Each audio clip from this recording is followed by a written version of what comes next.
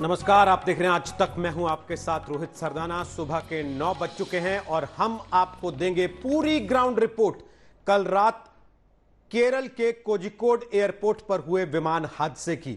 इस विमान हादसे में अब तक 18 लोगों की मौत की पुष्टि हो चुकी है।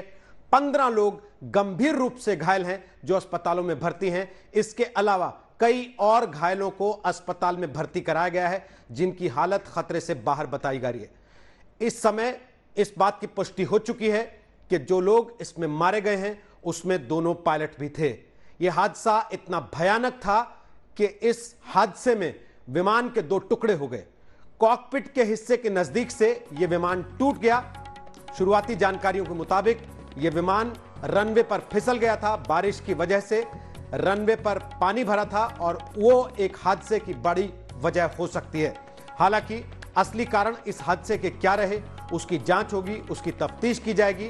लेकिन चश्मदीदों के मुताबिक, उन यात्रियों के मुताबिक जो इस विमान में सवार थे, कल रात इस विमान ने 2 बार लैंडिंग की कोशिश की और दूसरी बार जब विमान ये लैंड हुआ उस समय हादसे का शिकार हो गया। नागरिक उड्डयन मंत्री हरदीप पुरी केरल के कोझिकोड पहुंच रहे हैं। हमारे संवाददाता आज तक के पहुंच चुके हैं केरल के कोझिकोड।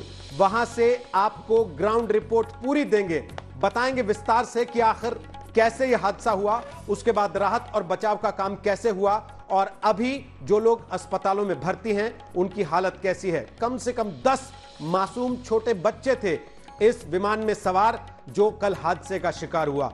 174 लोग थे 10 बच्चों के अलावा और साथ में 4 क्रू मेंबर्स। 190 के आसपास कुल इस विमान में यात्री सवार थे पायलट्स को मिलाकर जो कल हादसे का शिकार हुआ। सारी तस्वीरें हम आपको हादसे के दिखा रहे हैं। विस्तार से एक रिपोर्ट में आपको बताते हैं कि आखिर कल यह हादसा कब और कैसे हुआ।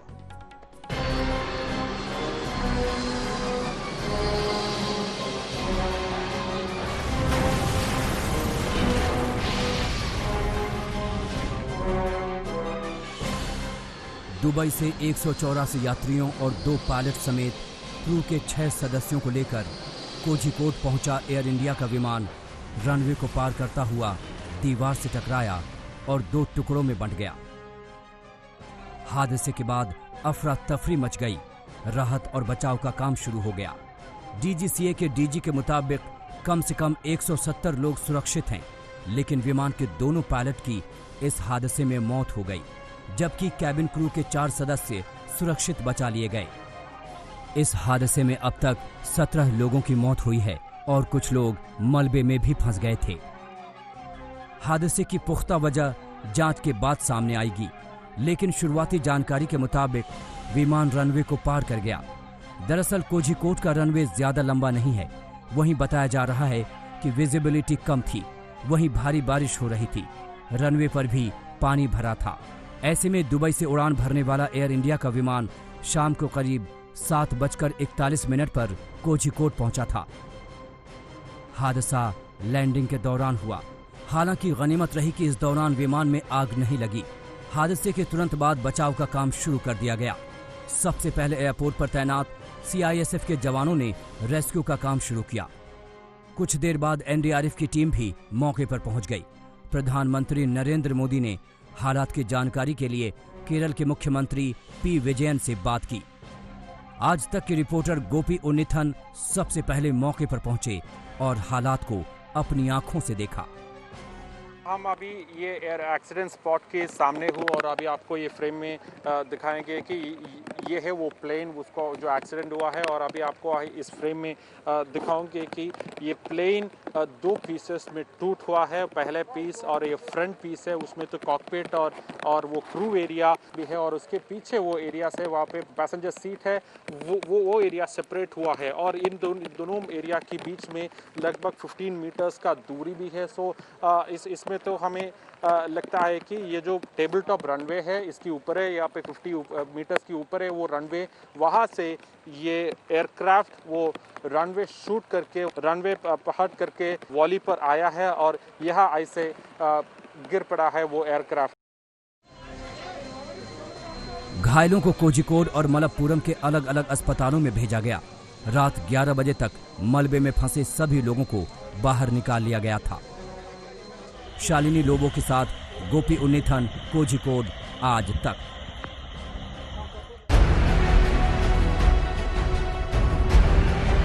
खराब मौसम, तेज बारिश और खतरनाक रनवे। टेबल टॉप एयरपोर्ट पर खतरे से भरी लैंडिंग।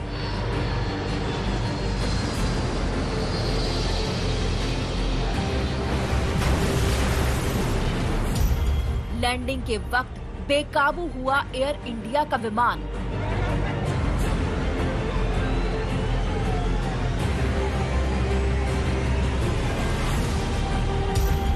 रनवे पर नहीं रुकी रफ्तार, खाई में जा गिरा प्लेन।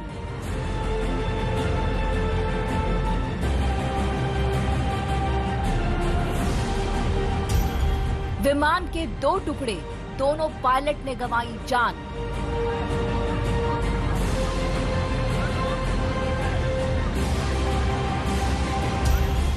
मौत का रनवे, एयरपोर्ट पर मातम।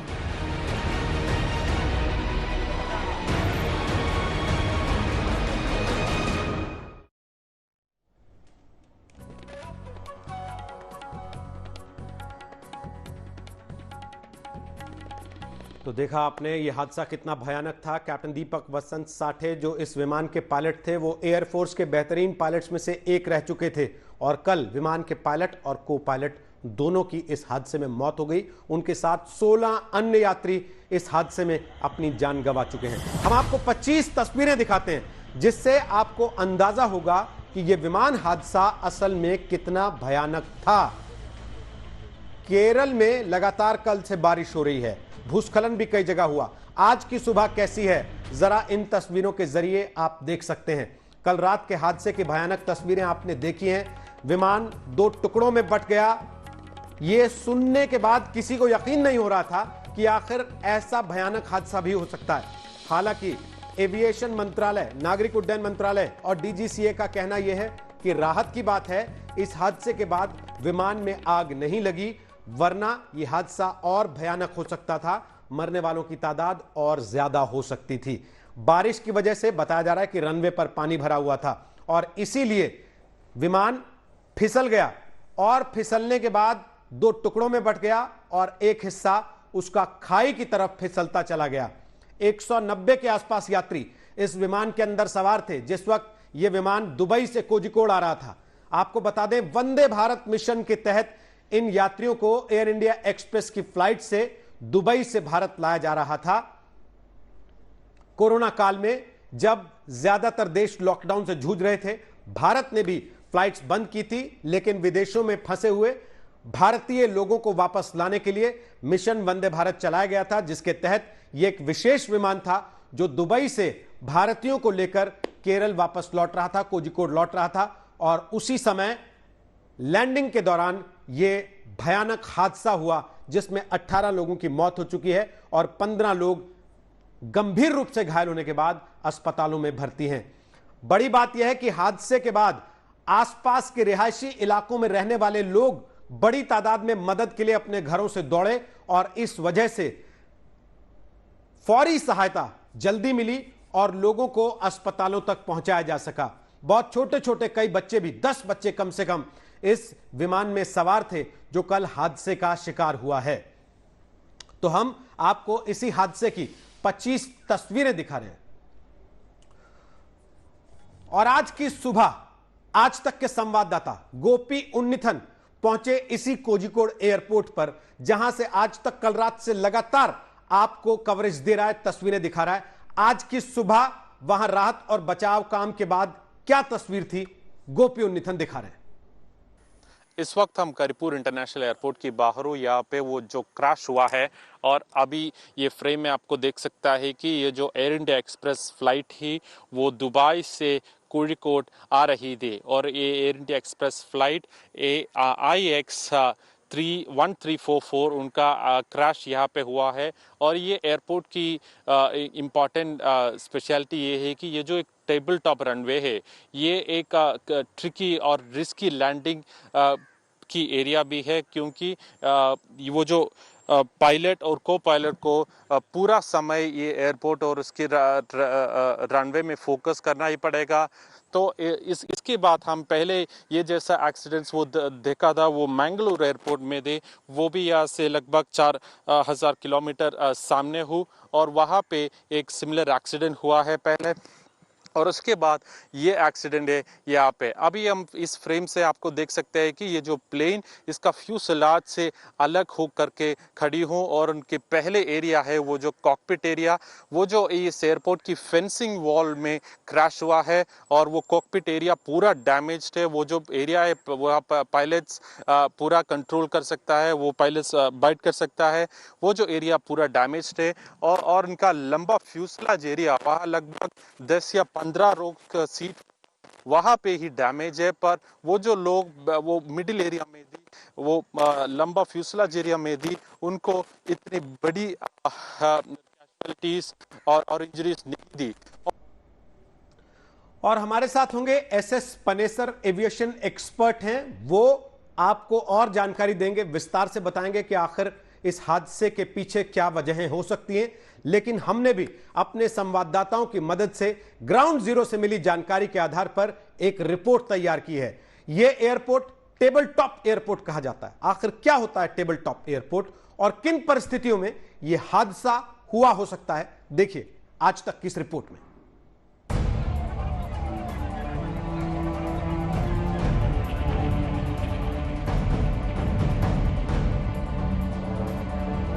कोझिकोड की इन तस्वीरों को देखकर अंदाजा लगाया जा सकता है कि हादसा कितना बड़ा था।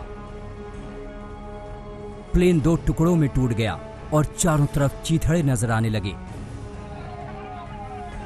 आखिर यह हादसा हुआ कैसे, इसे समझ लेते हैं। जब प्लेन लैंड हुआ वो यहाँ पर जाकर ओवरशूट किया। ये जो रनवे आप देख रहे हैं इसको ओवरशूट किया और यहाँ पर जाकर नीचे गिर गया। अब इस खाई में जो गिरा है, ये 30 फीट की 30 फीट की खाई से नीचे गिरा है और फिर इसके 2 टुकड़े हुए हैं। और इस एयर स्ट्रिप में, क्योंकि ये एयर क्रैश नहीं था, ये एक स्किड हो गया था एयर स्ट्रिप से। अगर ये नॉर्मल एयर स्ट्रिप होती तो कोई हादसा नहीं होता, ये प्लेन यहीं का यहीं खड़ा रह जाता और बहुत मामूली सी चोटें लगती। पर हुआ कि ये जैसे ही लैंड हुआ यहाँ तक आया, स्किड हुआ और आगे यहाँ से नीचे गिर गया इस खाई में जो 30 फुट नीचे था, और फिर ये टूट गया 2 हिस्सों में। जैसे आपने बताया कॉकपिट के हिस्से में टूटा, तो जो पायलट को पायलट हैं दोनों की जानें गई, और जो आगे बैठे हुए थे, जो पैसेंजर्स बिल्कुल आगे बैठे हुए थे, वहां पर फैटेलिटीज हुई हैं, वहां पर जाने गई हैं। प्लेन ने करीब दोपहर 3:30 बजे दुबई से उड़ान भरी। कोझिकोड का मौसम खराब था, शहर में जोरदार बारिश हो रही थी और रात का वक्त था। प्लेन जैसे ही रनवे पर लैंड करता है, बारिश की वजह से फिसल जाता है। दोनों पायलट प्लेन को कंट्रोल करने की कोशिश करते हैं, लेकिन प्लेन आगे जाकर खाई में गिर जाता है, जिससे प्लेन के आगे का हिस्सा टूट जाता है। बताया जा रहा है कि प्लेन की 2 बार लैंडिंग हुई। पहली लैंडिंग सफल न होने पर दोबारा कोशिश की गई, लेकिन इस बार लैंडिंग हादसे में तब्दील हो गई। दरअसल हादसे की एक बड़ी वजह कोझिकोड का रनवे भी है।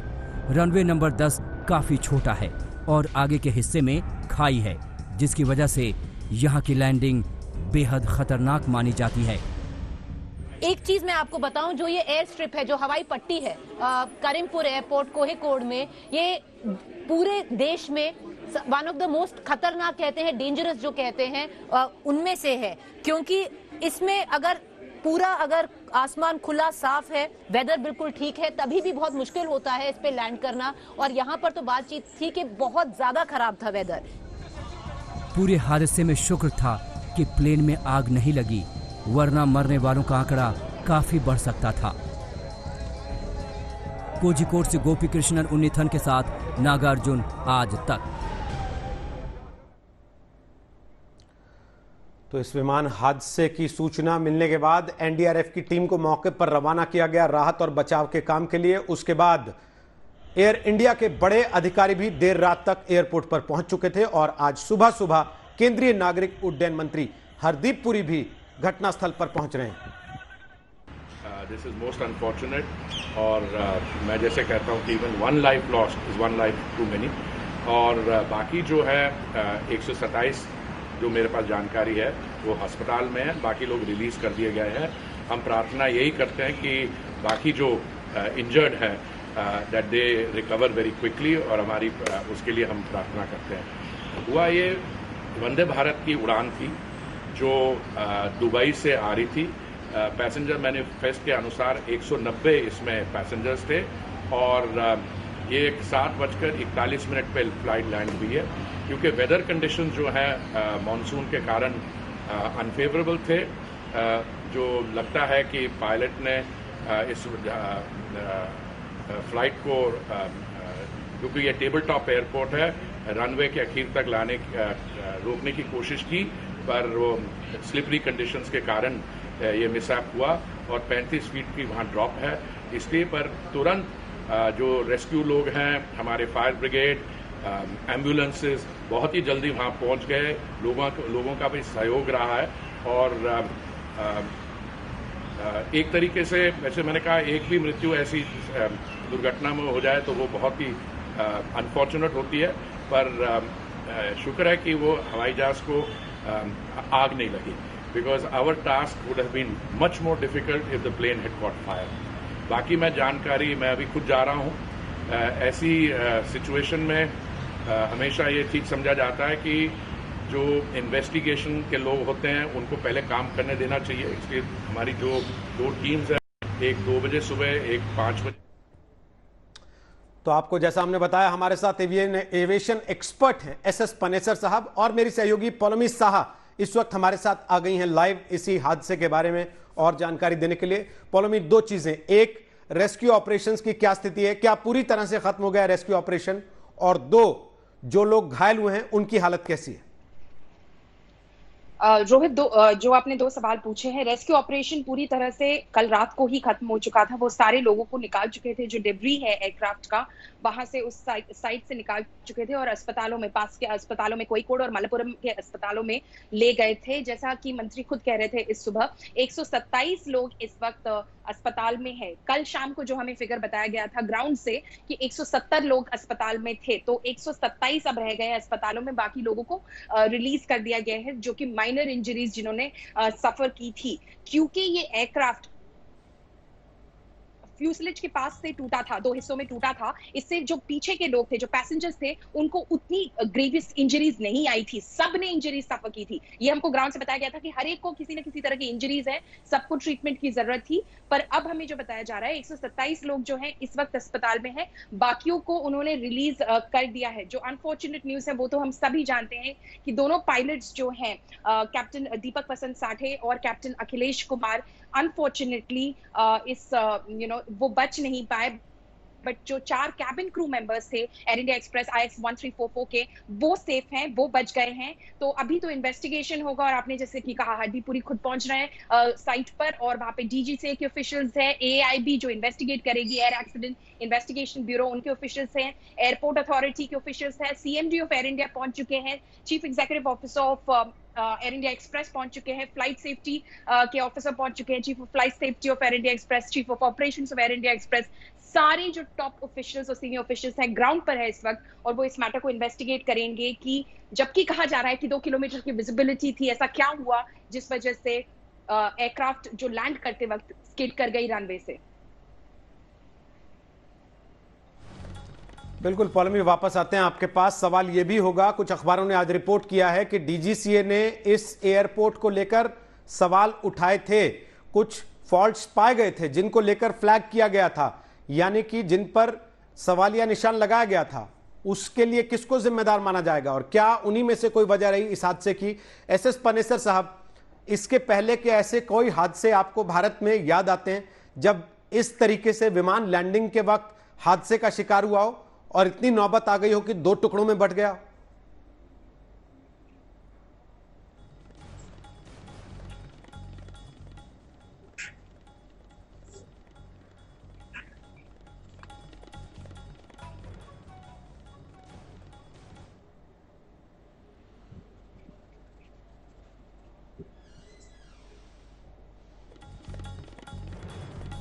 पनेसर साहब, आवाज में आपकी सुन नहीं पा रहा हूं, माफी चाहते हुए वापस आएंगे आपके पास। ग्राउंड जीरो लिए चलते हैं आपको सीधे। गोपी हमारे संवाददाता इस वक्त वहां पर हैं, वो जगह जहां कल रात यह हादसा हुआ। गोपी, आपकी ग्राउंड रिपोर्ट हमने देखी सुबह की, इस वक्त की स्थिति वहां पर क्या है? यहां से बताया गया कि नागरिक उड्डयन मंत्री पहुंच रहे हैं। अभी तक जो शुरुआती जानकारियां आ रही हैं उसके मुताबिक हादसे की वजह क्या हो सकती है? गोपी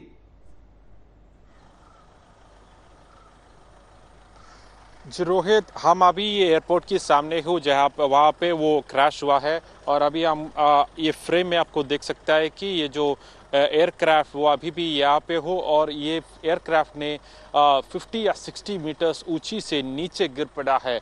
और अभी हम सभी लोगों को पता है कि ये जो एयरपोर्ट करिपुर इंटरनेशनल एयरपोर्ट या कैलिकट एयरपोर्ट, ये जो एयरपोर्ट एक टेबल टॉप एयरपोर्ट है, उसीलिए इसी तरफ की एक एक्सीडेंट भी हुआ है। अभी हम ये फ्रेम में देख सकते हैं कि ये जो रनवे एरिया और जो ऑपरेशंस एरिया वो पूरा ऊपर है, वहाँ से ये एयरपोर्ट रनवे शॉर्ट करके रनवे पार करके नीचे आई थी, उसीलिए इसी तरफ की एक एक्सीडेंट यहाँ पे हुआ था।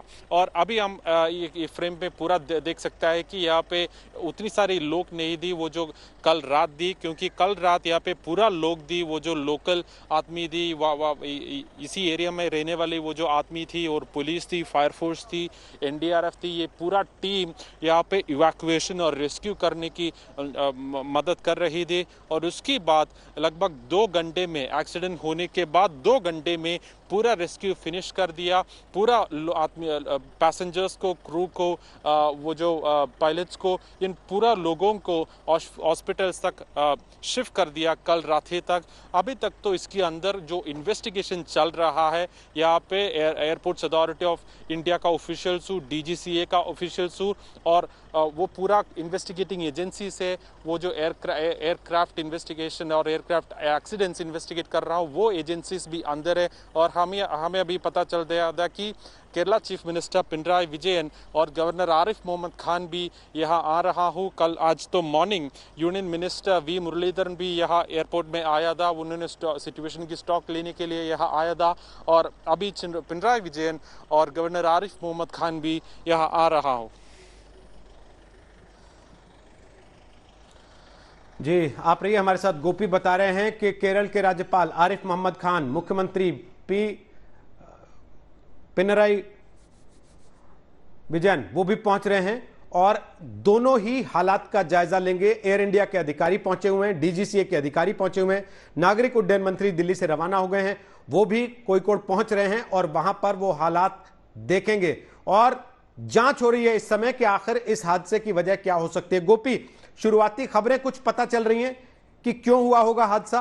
क्योंकि बताया जा रहा था कि बारिश हो रही है, विजिबिलिटी कम थी, लेकिन यह भी कहा गया कि 2000 मीटर की विजिबिलिटी थी। 2000 मीटर की विजिबिलिटी तो बहुत होती है।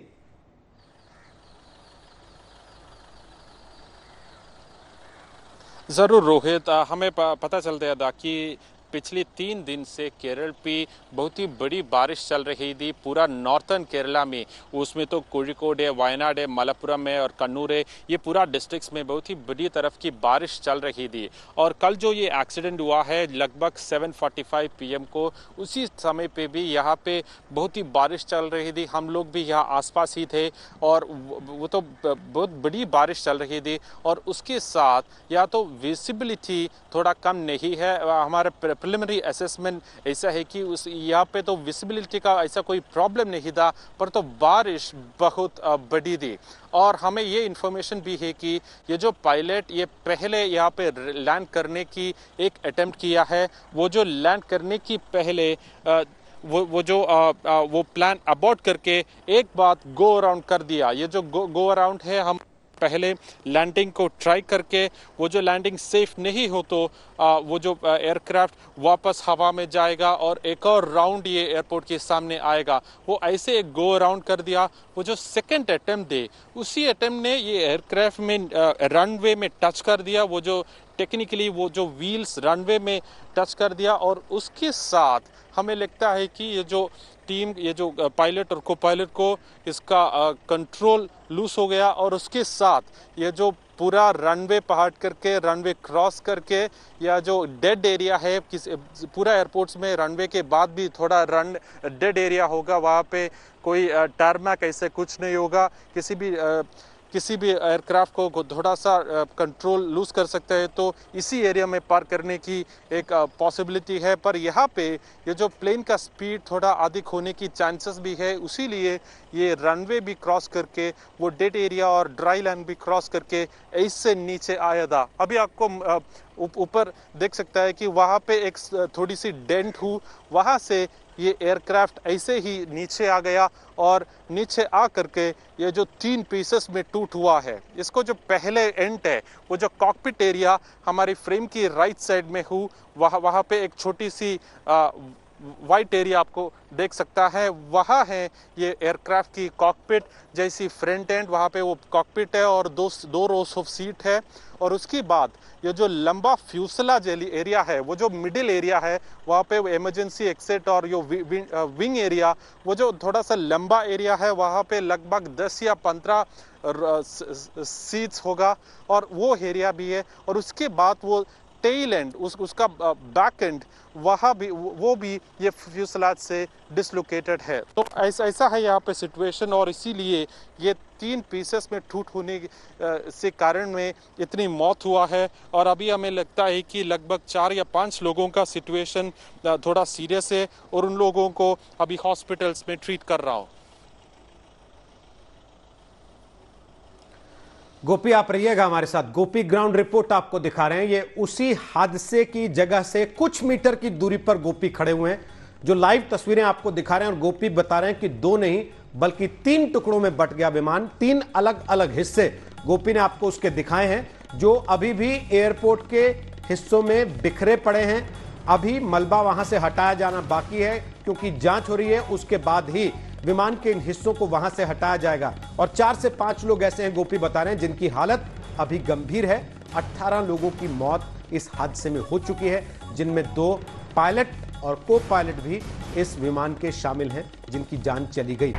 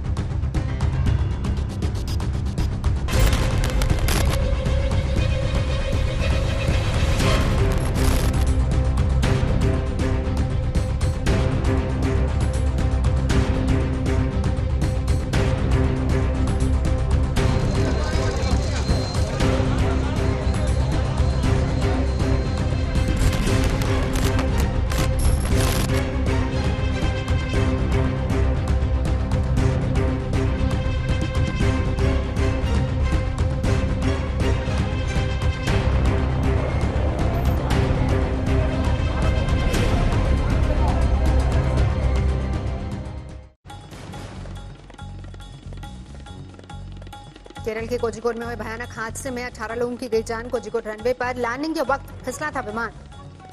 रनवे से फिसलकर विमान गहराई में गिरा। हादसे में 3 टुकड़े हुआ विमान। हादसे में विमान के कॉकपिट का हिस्सा टूटा, बीच के हिस्से में भी आई दरार, पिछले हिस्से में भी क्षतिग्रस्त। एक बार लैंडिंग में नाकाम रहने पर पायलट ने की थी दूसरी बार लैंडिंग की कोशिश। दूसरी बार लैंडिंग के वक्त सामान्य से ज्यादा रफ्तार। हादसे के बाद इमरजेंसी गेट के बाहर आए यात्री। एयरपोर्ट के गेट नंबर 8 के पास हुआ हादसा। एयर इंडिया एक्सप्रेस के विमान हादसे में दोनों पायलट की गई जान। खराब मौसम की वजह से हादसा। लगातार बारिश से विमान उतारने में परेशानी। रनवे से फिसलकर प्लेन 35 फीट गहराई में गिरा और 3 टुकड़े में टूटा। विमान में सवार थे 190 यात्री, 2 पायलट समेत 6 क्रू मेंबर्स थे सवार।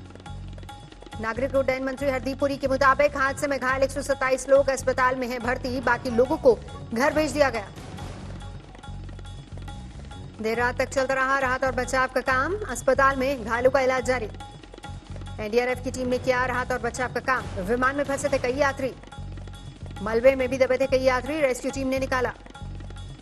कोझिकोड और मलापुरम अस्पताल में घायलों का हो रहा है इलाज। कई यात्री गंभीर। डीजीसीए डीजी के मुताबिक कम से कम 170 लोग सुरक्षित, केबिन क्रू के 4 सदस्यों की बची जान। 4 साल के बच्चे और एक शख्स को कोई चोट नहीं आई। विमान में सवार थे 10 बच्चे। मिशन वंदे भारत के तहत दुबई से आया था विमान। अनुभवी पायलट्स की वजह से बची कई यात्रियों की जान। 7:40 पर हुआ हादसा। खराब मौसम के कारण लैंडिंग में हो रही थी दिक्कत। कोझिकोड में टेबल टॉप एयरपोर्ट, चारों तरफ है खाई। प्रधानमंत्री मोदी ने ली हादसे की जानकारी। मुख्यमंत्री विजयन से की बात।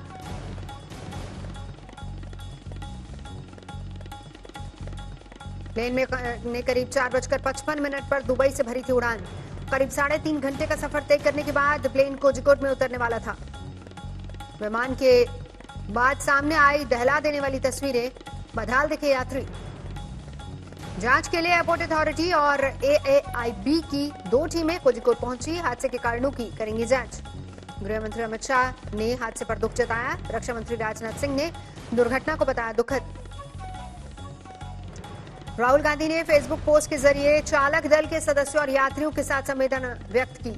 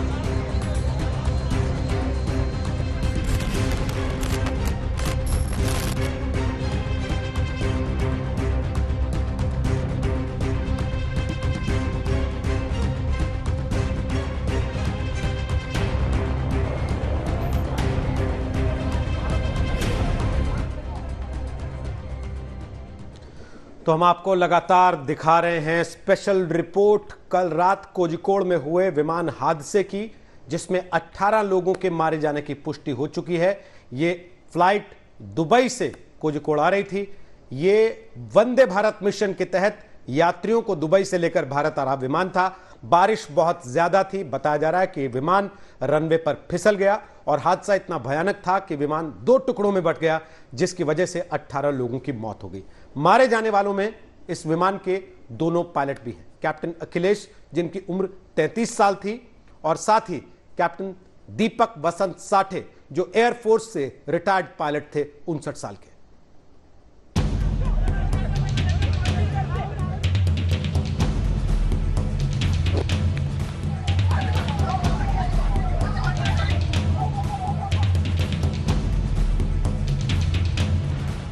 कोझिकोड हादसे ने देश के 2 बहादुर पायलट की जान ले ली। हादसे में कैप्टन दीपक वसंत साठे और कैप्टन अखिलेश कुमार की मौत हो गई। दीपक साठे की गिनती देश के बेहतरीन पायलट में की जाती थी। बताया जा रहा है कि एयरफोर्स के बैकग्राउंड और अपने कुशल एविएशन एक्सपीरियंस के बल पर दीपक ने कोझिकोड में विमान को बचाने की बहुत कोशिश की, लेकिन इन तमाम कोशिशों के बावजूद दीपक का विमान हादसे का शिकार हो गया।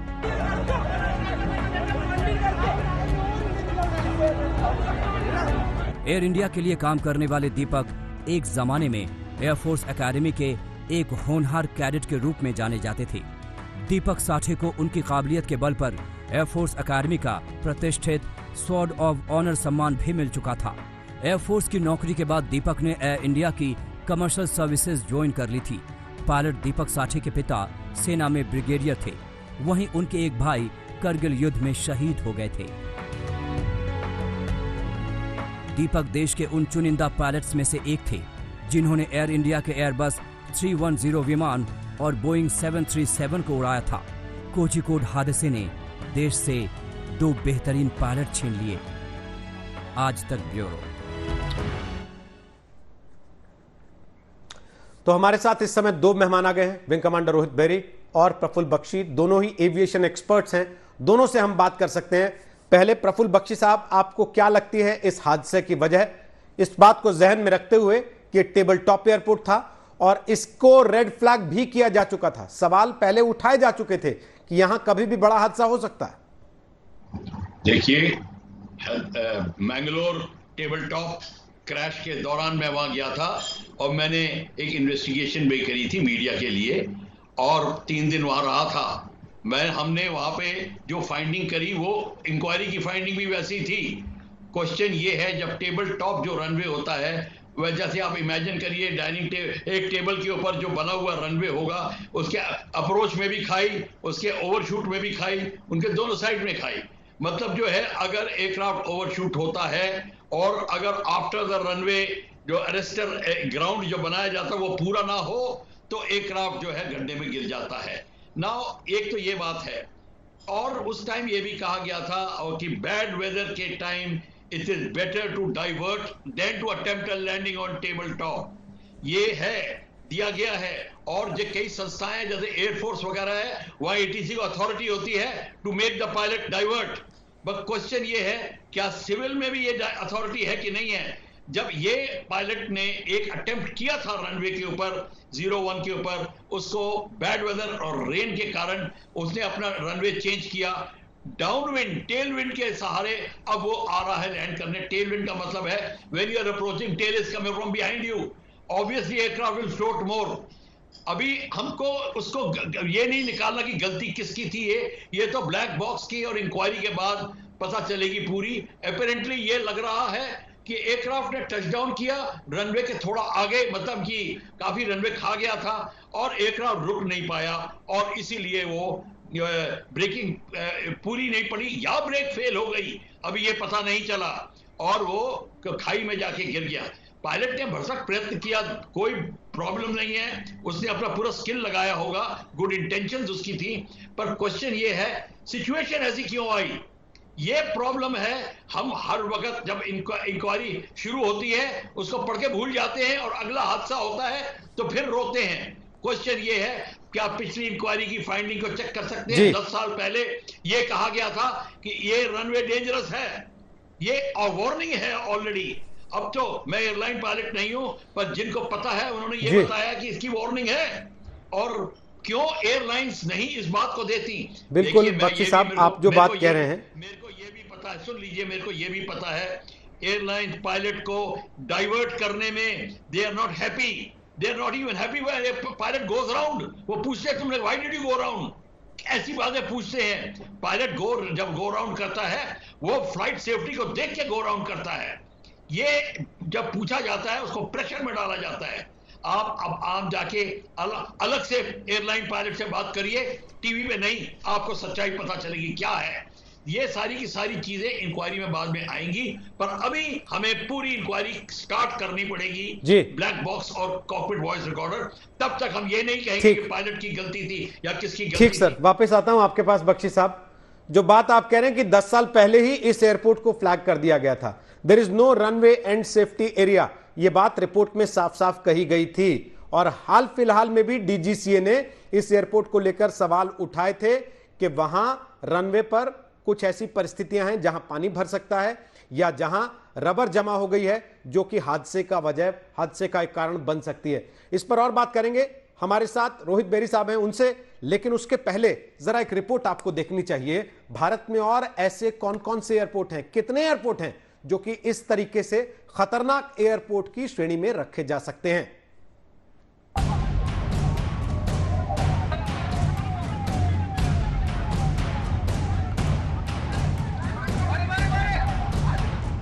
एनडीआरएफ के पहुंचने से पहले ही फायर ब्रिगेड और पुलिस टीम ने घायल यात्रियों को निकालने का काम शुरू कर दिया था, लेकिन रात करीब 10 बजे के आसपास एनडीआरएफ की 2 टीमों के मौके पर पहुंचने के बाद राहत बचाव कार्यों में और तेजी आई और करीब 2 घंटे के अंदर सभी लोगों को प्लेन से बाहर निकाल लिया गया। कुछ यात्री प्लेन के मलबे में दबे थे। एनडीआरएफ ने प्लेन के एक हिस्से को काटकर इन्हें बाहर निकाला। एम्बुलेंस पहले ही रनवे पर तैनात थी। घायलों को फौरन अस्पतालों में पहुंचाया गया। फ्रेम में वहाँ पे वो पूरा पैसेंजर्स एरिया हो, वहाँ पे 2 पैसेंजर्स बैठ रहा था और ये लोग यहाँ पे थे, वो पहले यहाँ पे आके ये रेस्क्यू को कोऑर्डिनेट किया है और उसी लिए लगभग 2 घंटे 30 मिनट में ये जो रेस्क्यू ऑपरेशन पूरा कंप्लीट हुआ है। अभी इसके अंदर कोई आदमी नहीं है, कोई पैसेंजर्स नहीं है, कोई क्रू नहीं है। ये पूरी लोगों को यहाँ से इवैक्यूएट करके यहाँ पे कोई हॉस्पिटल से ले गया है और जो आदमी है उनको थोड़ा छोटी सी डैमेज हो, छोटी सी इंजरीज हो, उन लोगों को आसपास एडमिट किया है। कोझिकोड के अलग अलग अस्पतालों में 92 घायल यात्री भर्ती किए गए हैं, जबकि मलप्पुरम के अस्पताल में 20 घायलों को भर्ती किया गया है। घायलों की जानकारी के लिए हेल्पलाइन नंबर भी जारी किए गए हैं। एयरपोर्ट कंट्रोल रूम का नंबर है 0483 2719 493। मलप्पुरम कलेक्ट्रेट का नंबर है 0483 273 6320 और कोझिकोड कलेक्ट्रेट का नंबर है 0495 2376 901। ऑपरेशन के लिहाज से कोझिकोड का एयरपोर्ट खतरनाक माना जाता है। ये एक टेबल टॉप रनवे है। इसका मतलब ये है कि रनवे थोड़ी ऊंचाई पर है और दोनों तरफ की जमीन गहरी है। रनवे जरूरत के लिहाज से छोटा भी है और खत्म होते ही करीब 30 फुट गहरी घाटी भी है। इसके अलावा रनवे के दोनों ओर की पट्टियां भी संकरी हैं, जिसके चलते रेस्क्यू ऑपरेशन चलाने की स्थिति में मुश्किल आती है। इन सारी कमियों के बावजूद अभी तक एयरपोर्ट पर हमेशा की तरह उड़ानें चल रही थीं, लेकिन शुक्रवार की रात सारी कमियां एक साथ आड़े आ गई।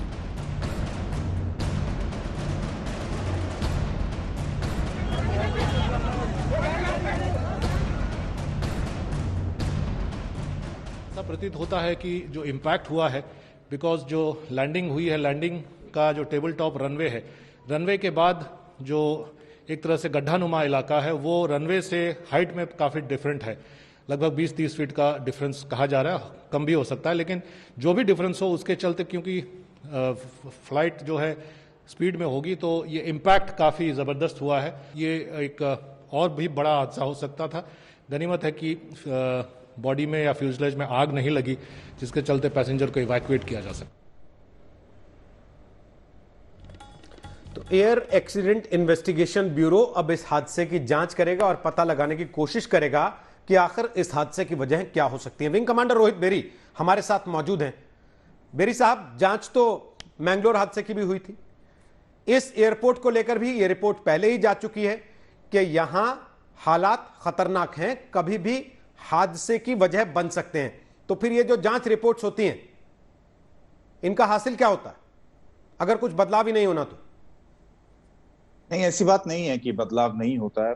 मैं थोड़ा सा, मेरा नजरिया अलग रहेगा इसमें कि एयरपोर्ट डेंजरस है ऐसा नहीं कह सकते, क्योंकि एयरपोर्ट अगर ऑपरेशंस के लिए क्लियर्ड है तो क्लियरली वो सब कैलकुलेशंस किए गए हैं कि उसे माना जा रहा है कि एक बोइंग 737 क्लास का एयरक्राफ्ट उसमें ऑपरेट कर सकता है, कि वो उतने डिस्टेंस में रुक सकता है। हादसे कभी भी एक वजह से नहीं होते। ये एक स्विस चीज थ्योरी एक बहुत हम फॉलो करते हैं एविएशन में, जिसमें ऐसा कहते हैं कि बहुत सारे फैक्टर्स को एक साथ अलाइन होना है ताकि तभी जाके एक्सीडेंट होता है। और वो एक प्रिवेंटिव मॉडल है जिसमें हम ये कहते हैं कि अगर हम उसमें से एक भी फैक्टर बाहर निकाल दें तो वो एक्सीडेंट नहीं होगा, एक कम उतना उसका इम्पैक्ट नहीं रहेगा, वो एक्सीडेंट इतना डिजास्टर नहीं रहेगा एंड उसको हम बचा सकते हैं। तो अगर आप इस केस में देखें कि बहुत सारे फैक्टर्स एक साथ मैच हो रहे थे एंड वही एक कारण है कि क्यों ये एक ही एक्सीडेंट हो गया। एक तो जैसे आप बात कर चुके हैं, ये सब पॉइंट्स आप बात कर चुके हैं, बट इनको अगर एक साथ देखा जाए तब समझ में आता है कि क्यों ये एक्सीडेंट शायद हुआ।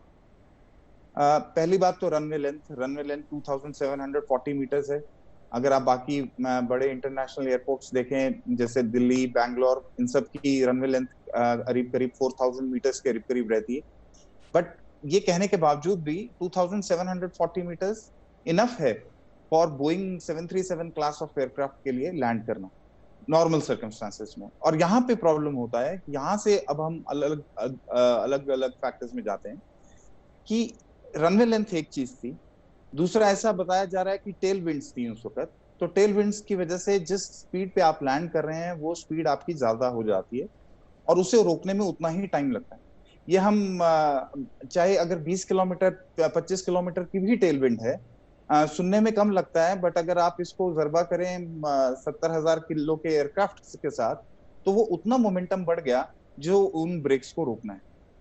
तीसरा जो इसमें बड़ा फैक्टर है कि वेट रनवे, जो कंडीशंस ऐसे थे कि रनवे वेट था, उसमें एक फिनोमेना होता है डायनेमिक एक्वाप्लानिंग बोल के, जिसमें जो एक पानी की जो जैसे एयरक्राफ्ट का व्हील डिस्प्लेस करने की कोशिश करता है पानी को, at some point of time वो नहीं कर पाता और वो एक पानी की परत बन जाती है इसके नीचे, टायर के नीचे, और वो जो टायर है वो अब रनवे से कांटेक्ट उसको ऑलमोस्ट छूट जाता है और वो पानी की परत के ऊपर चल रहा है, तो जो भी ब्रेकिंग इफेक्ट होना है वो बिल्कुल जीरो हो जाता है, ना के बराबर। तो ये सारे फैक्टर्स एक साथ कंट्रीब्यूट हुए हैं ये एक्सीडेंट के लिए। जी बेरी साहब बहुत बहुत शुक्रिया, बहुत आसान तरीके में। बख्शी साहब आपका भी बहुत शुक्रिया ये चीजें बताने के लिए, दर्शकों के सामने रखने के लिए। अब जांच टीम वहां पर पहुंची हुई है, मुख्यमंत्री पहुंच रहे हैं, राज्यपाल पहुंच रहे हैं, नागरिक उड्डयन मंत्री पहुंच रहे हैं। जांच रिपोर्ट आएगी, पता लगेगा कि आखिर इस हादसे की वजह क्या हो सकती है। अभिनेता सुशांत सिंह राजपूत की मामले में कल ईडी ने उनकी दोस्त रिया चक्रवर्ती से लंबी पूछताछ की है। करीब 8.5 घंटे तक कल यह पूछताछ चली और केवल रिया से नहीं बल्कि उनके भाई शौविक समेत कुल 4 लोगों से ईडी ने यह पूछताछ की है।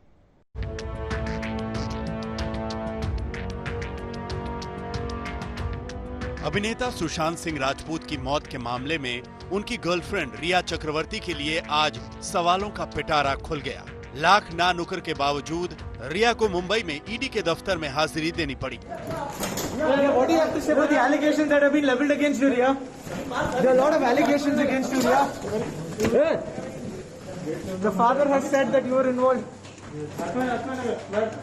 सुशांत के बैंक अकाउंट से 15 करोड़ रुपए दूसरे खातों में ट्रांसफर होने के मामले में ईडी ने मनी लॉन्ड्रिंग का केस दर्ज किया है।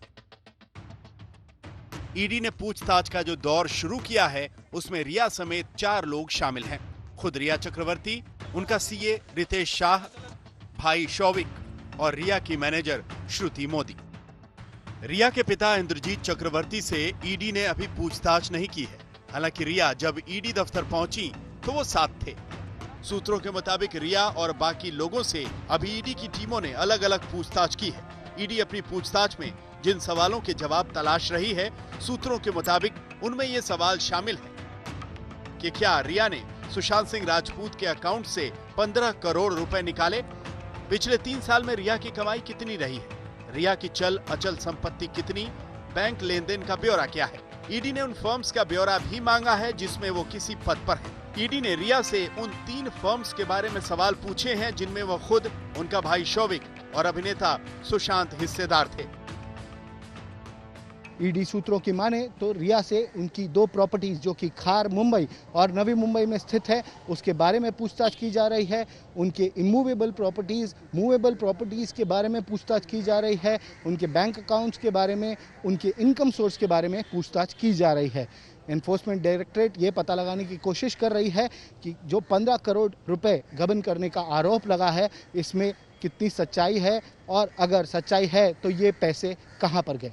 ईडी के जांच दायरे में रिया चक्रवर्ती और उनके परिवार की 2 संपत्तियां खास तौर पर हैं। आज तक ने इन दोनों संपत्तियों का ब्यौरा हासिल किया है। मुंबई के खार में रिया के नाम एक घर है जो 85 लाख का है।